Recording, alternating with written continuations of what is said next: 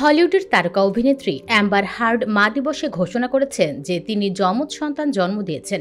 এক কন্যা নাম অ্যাগনেস এবং এক পুত্র নাম ওশান। এই দুই নবজাতক তার 4 বছর বয়সী কন্যা উনাগ পেইজের ছোট ভাই বোন।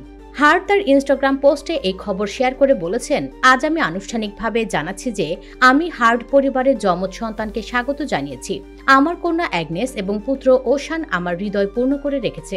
হার্ড পূর্বে 2021 সালে সারোগেসির মাধ্যমে তার প্রথম কন্যা উনাগ পেইজকে স্বাগত জানিয়েছিলেন।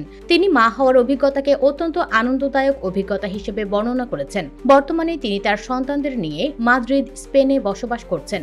যদিও হার্ড তার যমজ সন্তানদের পিতার পরিচয় প্রকাশ করেননি, সামাজিক মাধ্যমে অনেকেই অনুমান করছেন যে টেসলা ও স্পেস এক্সের সিইও ইলন মাস্ক হতে পারে তাদের পিতা। হার্ড ও মাস্কের পূর্ব সম্পর্কের সময় তারা একসাথে ভ্রূণ সংরক্ষণ করেছিলেন বলে জানা যায়, যা পরবর্তীতে আইনি বিতর্কের বিষয় হয়ে দাঁড়ায়।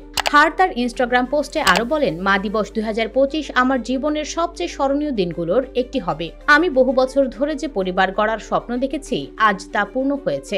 এই ঘোষণা তার ভক্তদের মধ্যে ব্যাপক সাড়া ফেলেছে এবং অনেকেই তাকে অভিনন্দন জানিয়েছেন।